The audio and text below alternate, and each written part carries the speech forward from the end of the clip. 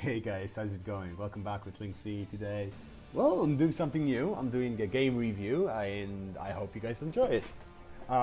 Just instantly putting it out there in the first few seconds. This is my opinion, first impressions of this game, because I haven't played more than 20 hours. I do enjoy 4X games, so I have a bit of bias towards that.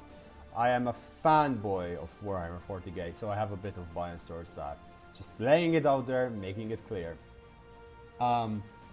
That's done, out of the way. Welcome to Gladius, Warhammer 40k.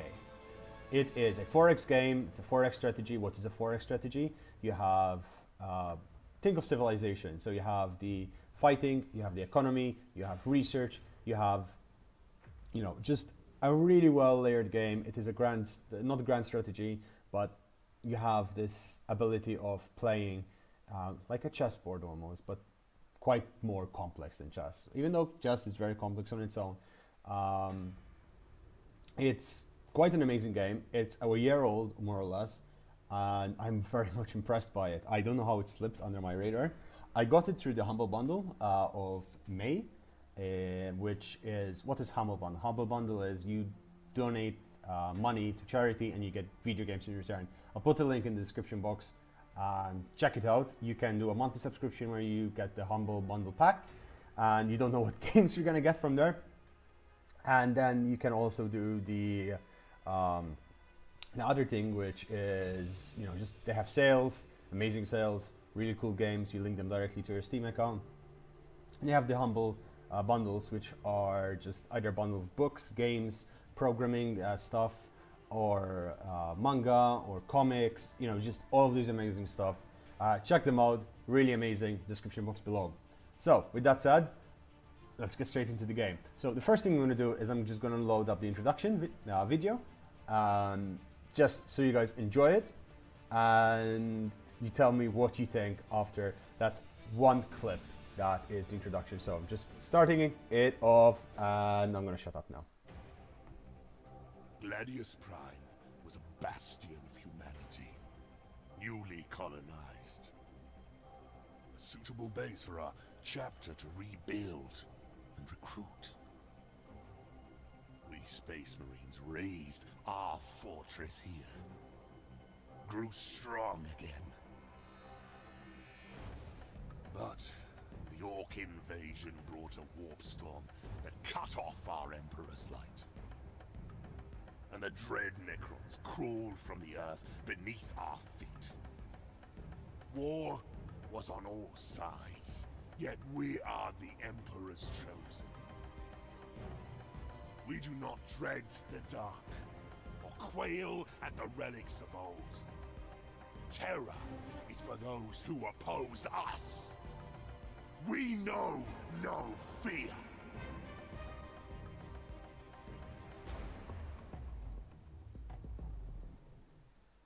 Pretty amazing, right?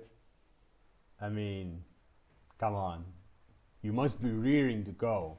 You must be willing, like right now, just going crazy.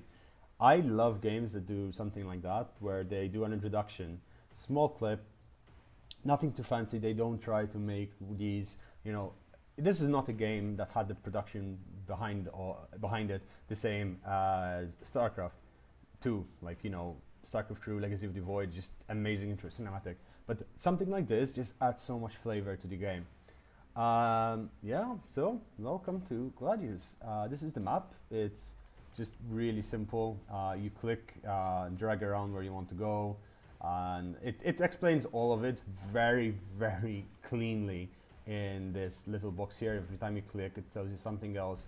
And it just tells you how each faction works, because each faction is very unique in the way they function. I'll be going over the basics of that, but again, this is something for you to enjoy and to explore, because it is part of the experience. I'm just going to be giving you my experience with it and why I think you should perhaps give it a look, check the game out if you get the chance. So you start off in every faction with a couple of units, and some factions have more units, some factions have less. It's according to their individual strength and power and their need. You start off with 2 Space Marines for the Space Marines, and you get these couple of operations here. So you can get a Fortress of Redemption and a Deploy City. The Deploy City is something you deploy in various areas. It does highlight where it's the best areas. Those little icons are, as you see on the map, like the plus 10%, the plus 20%, little lightning bolt, whatever. They are the requisition, the energy, research, and influence. Energy, research, influence, same across all factions, okay? It's very important. They are always there. The ways you can get them, very difficult, very different, very unique for each faction. With the exception, I think, of research, honestly, because the rest, you kind of have different uniques of getting it. But with regards to requisition, in terms of Space Marines, it's their main resource, it's their unique resource, and what they get. So, the Summoning of City, drop pod, very Space Marine, you know, dropping from your giant battleship in the sky. And as the instant you drop down, you get the, you know, the beautiful city. I mean, look how amazing it is. And this grows, this starts becoming a sprawling metropolis. You generally want to place it in an area where you can get your primary resource, and some influence is good, or some energy, and that's good. So the first thing you do is just, you know, you plonk down one of those items and you start going. I'm going to try and see if we see any wildlife, but as it is the introduction, you start playing on easy, on medium, it gets really, really hectic really quickly. And I will show you now very soon the jump into I think it's turn 89, 88, 89. So with the Space Marines and how different it is and how it progresses and how there's a lot of flavor. And that flavor comes from this incredible tech tree. It is very simple, very clean, and yet it has so much information, it has so much importance. And I played like 5 hours just on Space Marines. I'm still on tier 8, starting tier 9, and damn, it's amazing. It's good to say, actually, because I almost forgot, that this game has 4 factions unlocked upon purchase. You have Space Marines, you have the Orcs, you have the Imperial Guard, and you have the Necrons, which are the basic factions of the game. You can then get the Tau, the Chaos, Chaos Space Marines, I believe, and the Tyranids, which are kind of like Zerg, like this creature that's going, like growing from a hive. It's amazing. So you get all of that, and each one have their own research tree. Each one has 10 tiers of 6 research per tree. Now, the only difference that there is, like the only thing that you cannot access without getting all the DLCs, is a couple of research options here and there, a couple of units, maybe 1 or 2 different research options. In the start, it tells you need to have the Assault Pack DLC, which is not enabled for this game. And it's absolutely fine. It does not impact how the game works at all. The basic mechanics is more than enough to enjoy the game for a lot of hours. I'm talking easily can see myself sinking another 50, 60 hours into this game. And it's a game that I'll play passively and enjoy. Okay, I'll just jump into something a bit more advanced just to show you how far you grow. And yeah, we'll just get to going. We'll just deploy another one of these fortresses, and I'll explain how these fortresses work later on as well. Just we skip now. And welcome to Azrael's Wrath. This is the Space Marines city. I was saying it's a sprawling settlement, and damn, it is beautiful. You look at the spires, the graphics. This is on really low graphics settings because I was getting really big problems while recording. This is the 3rd time I'm trying to record this section, and usually I was noticing way later. But anyway.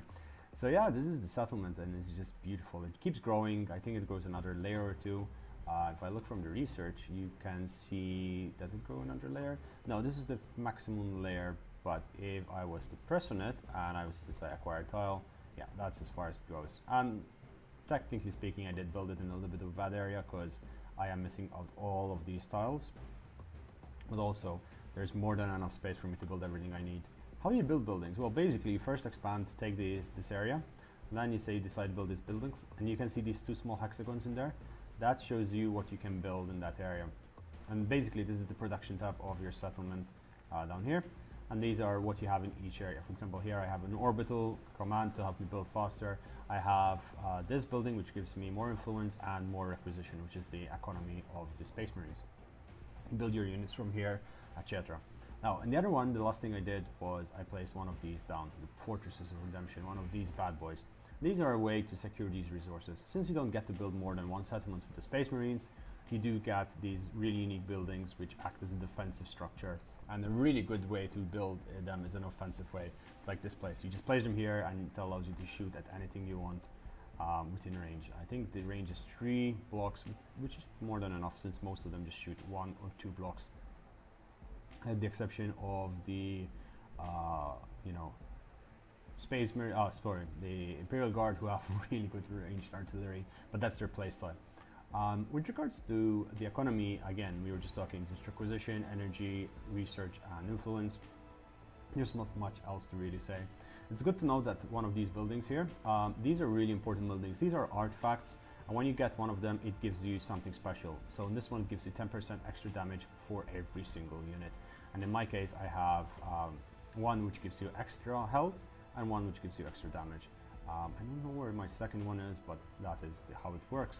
And at the moment, this is a siege that we're fighting, and I'm just gonna choose the research really quickly. As you can see, it is really advanced research. There's a lot to do. I'm just gonna choose that one, which gives tanks faster movement towards the forests and the rough terrain.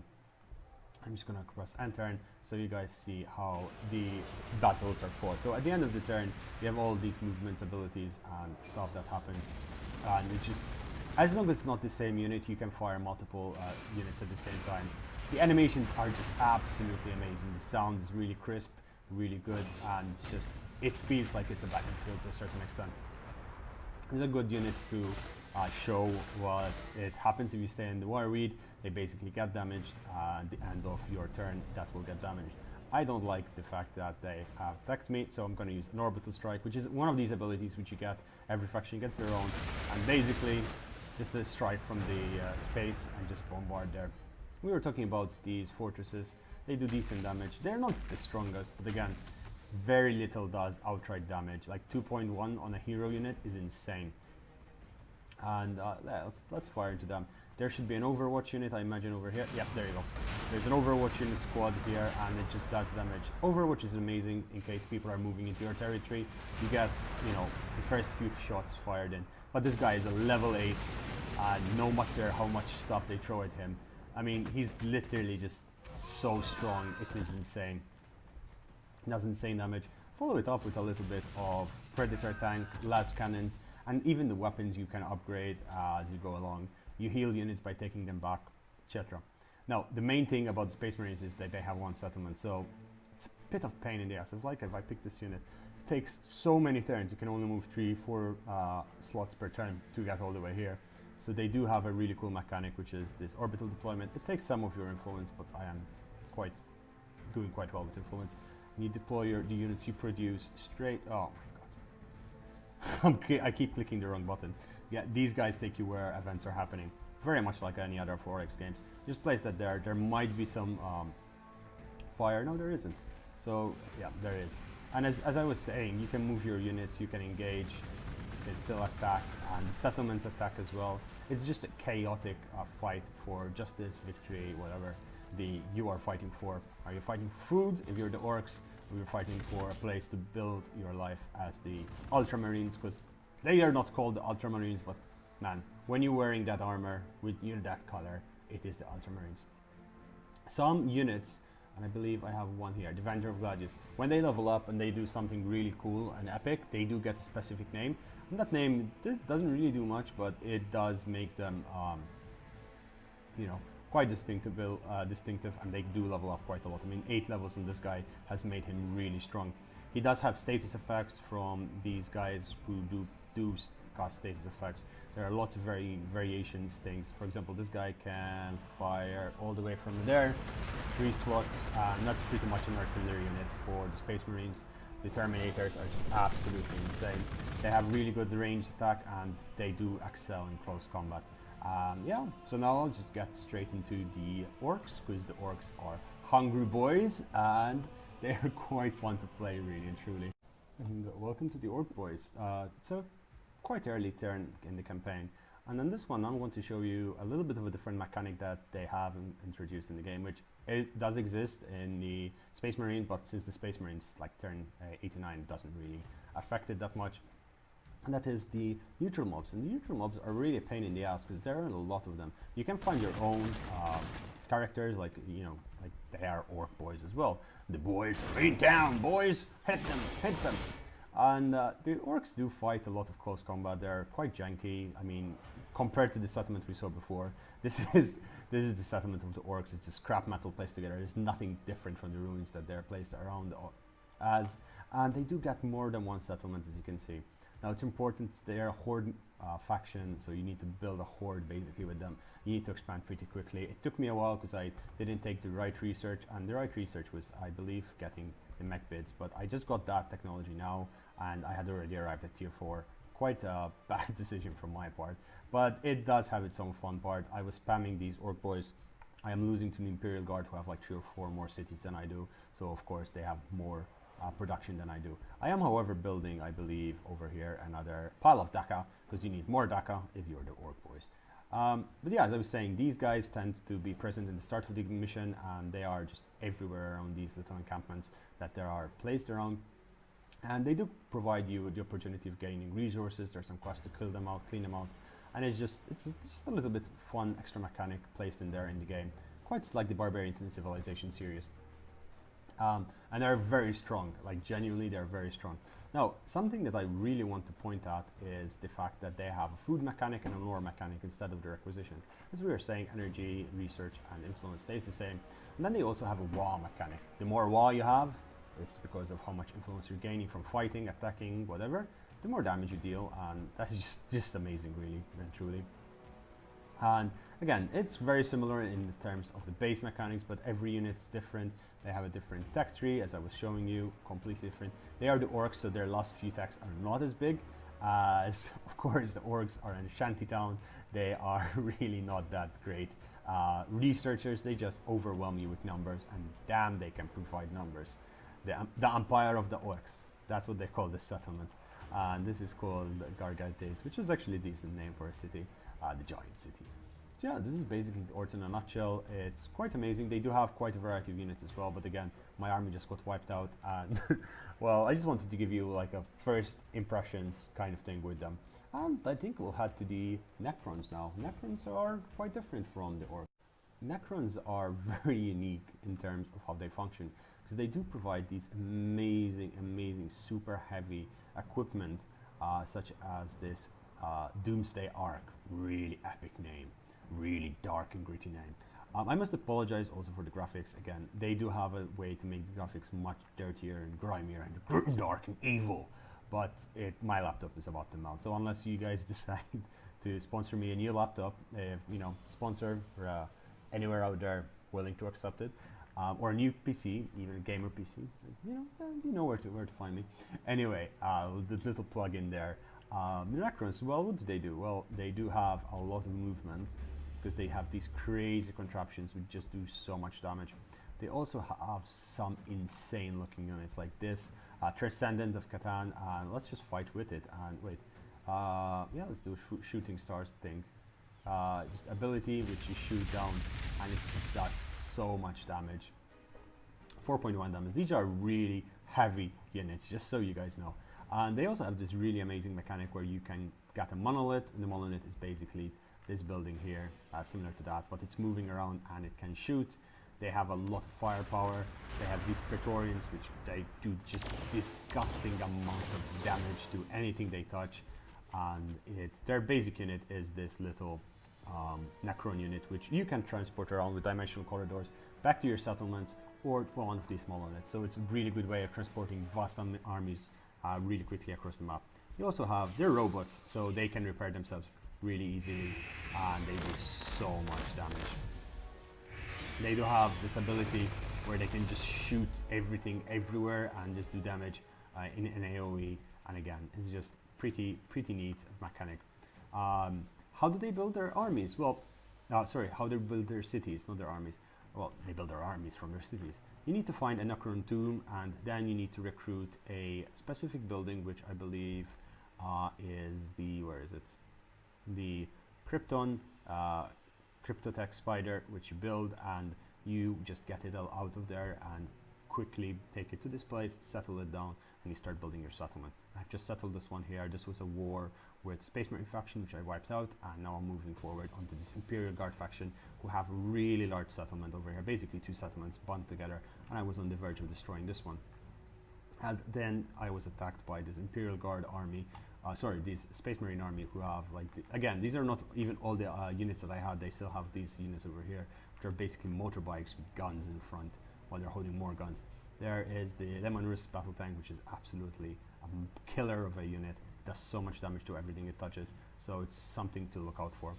What they function based on is influence, which is really important for the Necrons, because everything they do is based on influence and ore. They have the energy and the research, which are important, of course, but energy is really easy to gain with them, and research, again, really, really easy. But ore, you're constantly running out of ore. You have to constantly keep building ore, and influence. You need everything to build influence. So let's say that I want to really rush a unit out, because their building times, okay, that's 2, because this is a really, okay, this has a lot of production in the settlement. It takes 2 turns to build that over there, but looking at this one, which is quite new, it just takes 4 turns to build this monolith, and that's a lot of time. You can use rapid rise. I do not have enough influence, but basically when you click rapid rise, it makes sure that next turn you'll have it. The monolith is an exceptionally expensive unit, but it does so much. These Transcendents of Catan are just also insane, and they're endgame units, honestly, and just do so much damage.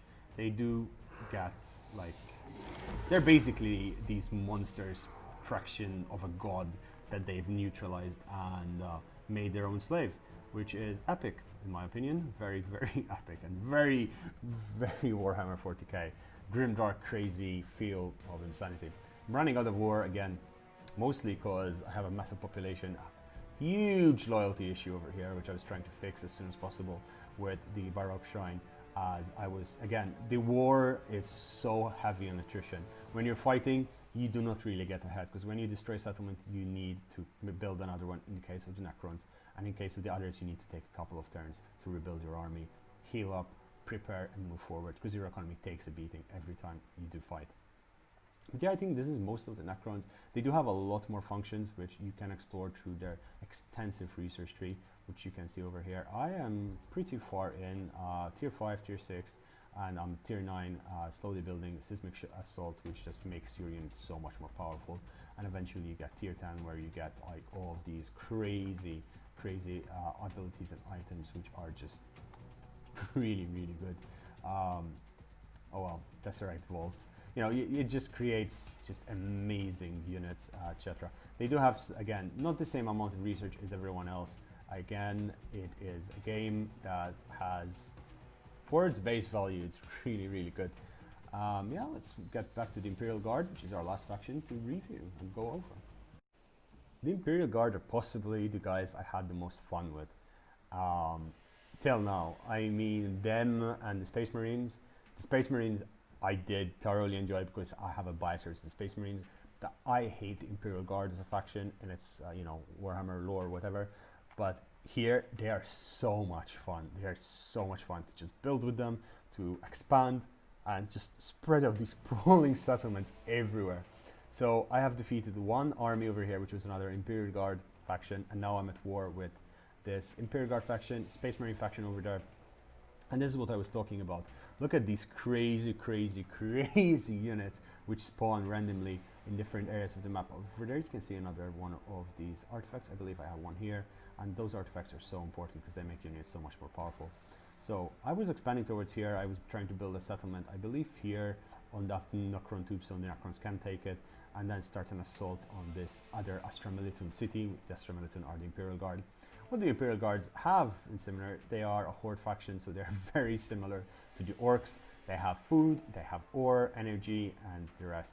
Their main function is their massive armies of endless hordes of troops, which move forward and start destroying everything they touch. They do have lords as well, and this is something I wanted to showcase as well. Lords can get different items and abilities which they can use as they're going along, and once they use them, some of them are gone, some of them are something you use and you get cooldown, and some of them just outright gives you more armor, more health, whatever, and that just made that lord really strong. Lords also have special units have abilities which you can get from leveling up, and these guys get special things. Each faction has their own.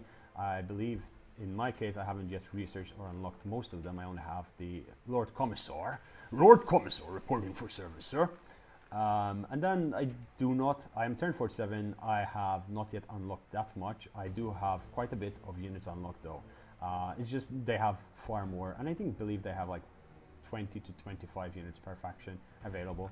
So at the moment I just have these walkers, these Imperial guardsmen, who are just guarding my borders over here while I'm expanding, killing these Imperial these Katakan devils who are spawning from this devil lair. They are, however, keeping the Space Marines from attacking me. So at first I was going to build a settlement here, but I was like, I'm just going to make sure that they don't come for me and just clean up this area while I start building and reinforcing my position. You do not want to build your settlements far too away from each other. You do want them to be within 2 or 3 tiles. So they grow 3 tiles, 4 tiles each, so make sure that they're able to touch, because eventually we'll get one giant metropolis city. And that's something I might actually look into creating and just have something cool to do. Overall, their assault faction, they have long-range basilisk tanks. They have, all the tabletop favorites. They have a lot of heavy weapons and guardsmen. Whatever you want, they do have, and they're quite cool. Their research tree is quite fun as well. They do have quite a bit as well, of opportunities of expanding in different ways. For example, you can actually get more ore. It's something I desperately need in everyone. There's recovery. There's all of this amazing stuff, and as you go along, you can get the Bane Blade, which is the best unit that they have, and it's just honestly just such an amazing unit in any 40k universe for the Guardsmen, Imperial Guardsmen. I think that's the final faction. Now I think we'll just have a discussion about the settings of the game, and I'll give you my overall review after. So with regards to the settings, it's just, you have not that much, not that little. You have your general settings. It gives you the ability to get, multiple cores, set up your performance. If you click this, it gives you a little bit up here, tells you what you're using, what you have available. It tells you, with regards to video, you have a lot of different options. Texture quality, shadow quality, you have 16 atmospheric filtering. You have the UI scale, the gamma, brightness, contrast, fixing your FPS, which is something people really like. You can use multi-threaded rendering, which is something you could do if you have the CPU capacity. Again, this is running on medium, but it's running really well. I'm getting solid 120 frames per second while recording, and that's really good to have. So keep that in mind. You have also different functions to use as you're going along. Now, important function is the animation speed, which I really like. I usually play with 80 when I'm playing, because it just makes the animation just so much faster and so much more. Just increases the pace of the game. If you want to control that, it's up to you. You can even make it slower than it already is. They have lots of rebindable keys, which is something that I always appreciate in a game, because you can always fix it to how you want, but it does play very organically, and you can create your own ports, whatever, because this is mainly a multiplayer game, and this is sold as a multiplayer game. When you come to create a new game, it tells you, to add all these people, and you can add people instead, add a player, and just fix if you want an AI or someone to play with. As there is the multiplayer thing here, and you can see if there are any public games that are open or that aren't, and that brings us to the main problem I have with this game. If it's sold as a multiplayer game, the servers are pretty much dead. I seem to have a problem with my internet right now, but I couldn't find that many games to join, and it seems that you'd want to play this game with people that you do know rather than people that you don't know, because it does take a long time and you want to be able to continue your game. And most of my friends didn't even know this game exists till we got it from the Hubble bundle, and till we had a discussion about it because of that. So it is something to keep in mind. It does have easily 40 to 50 hours if you do love Warhammer 40k as a world, and it's one of those games you find yourself going to and lazily playing at the end of the day. It is fun, but it does not fulfill the main requirement of the multiplayer aspect, which is something it constantly throws into your face. Now, when I was saying with regards to the new game, you have the basic functions. You have anything from very easy to impossible, and I do not want to know what impossible looks like, because medium and hard are difficult. The worlds can be huge, landmass is changing, the game pace is very fast and very slow. Again, amazing But then you look at the advanced, you can turn on and turn off your DLCs really fast, and that's something really cool, because some people will not have the DLCs or the specific DLC you have, so it's great to just be able to fix that. Quests, simultaneous turns, you know, if all of this, and this is something I really appreciated. You know, you can change all of this as you want. These are basically everything that spawns every region, every type of building, how large regions are, how condensed you want them to be, or how much you want to see things. For example, I put wire read on low because at one point I just spawned in a map full of wire read. I was like, no way, I don't want any of this. And this is something you should always look in. The world seeds are randomizable, but that means you can recreate the same map you've been in. So, what do I give this game? Well, a review, if you do find it on sale, buy it. That's my honest review. If you do find this game on sale, just buy it. It's fun, it's great, and you'll enjoy it. This is, if you do enjoy 4X games, so that must be clear, this is a 4X game. It does walk you straight through a lot of different things. It does explain a lot of things, but it's still a 4X game, so it is something that's going to take a long time to understand. It took me 20 hours and I'm still barely grasping the basics. And that's what I like about 4X games. You know, they're difficult, you're constantly learning, you're constantly adapting, and there's something new every time you try it out. The second thing is about it is, if you're going to buy it, understand that multiplayer is not necessarily an option that you're going to experience unless you have your friends who bought it, and that's absolutely fine, and that happens. And in the future I might even do streams about this if there's enough interest, and we'll join and we'll do 8 hours straight playing this game on a tiny map, trying to, you know, make it faster than it actually should be. But it might happen that there's not many people to play online. It is good that it's a 1-year-old game, super clean graphics, super good looking models, and everything is just amazing. Like, I don't think I've done it justice with the filming quality that I did, because, well, I can't afford to film at a better quality at the moment. But damn, this game is beautiful. It's genuinely beautiful, and I do like that. It's clean. It runs very smoothly at various different levels. Again, I'll point out 120 frames per second is something cool to have on your title screen. I only get 30 on ROM, 35 if I'm lucky. In game, I easily get 110. On medium graphics, on large graphics, I am looking at 60 without filming. With filming, it went down really low, as you guys could see, because my record, well, you can't see, because, yeah, I recorded parts of it before, and it's like, oh boy, this is not working. Do I recommend it? Yeah, I give it a solid 7 out of 10. Why 7 out of 10? Well, it's not perfect. It does have its problems. And it does have things which could be better made. But it is something that they're still taking out DLCs for. So again, it's well curated, well taken care of. It does have a fan base. And it's something, you know, 40k fan, again, it is something that you want to have, because it's one of those games that's really cool, really great, and really good. The last thing is, and this is something that really impressed me, and I will point this out, the musical score is amazing. Like, genuinely, I rarely enjoy the music in a game, but this is one of those games that really gets me going, because the music is just really well suited to each and every part. The sounds are crisp, they're clean, and they're very, very important. Yeah, that's it. This was an experiment for me. I'm not sure if I did the game any justice. I am not sure if I did reviewing any justice. You guys tell me. I need you to tell me. Like, give me a comment, hit me on Discord, let me know. What should I change? Because frankly, I don't know. It's a new place for me to experiment, and if this does get a bit of traction, like a bit of attention from you guys, and you do enjoy it, I will start reviewing the Humble Bundle games, the ones that I like, you know, to you guys, and to see what you do. Humble Bundle will be releasing in a couple of days for June, and yeah, I'll tell you all about that.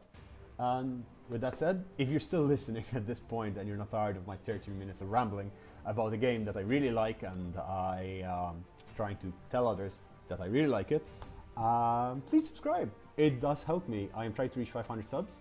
500 subs, I might get my first agreement with a company who I'll be able to get more games to review, more discussions. I'll be more included in the process, and also 500 is like crazy number. Can't believe I'm saying it. I was struggling a month ago to just get to 100, and now I'm almost 350. So yeah, thanks thank you guys. Thank you for everything.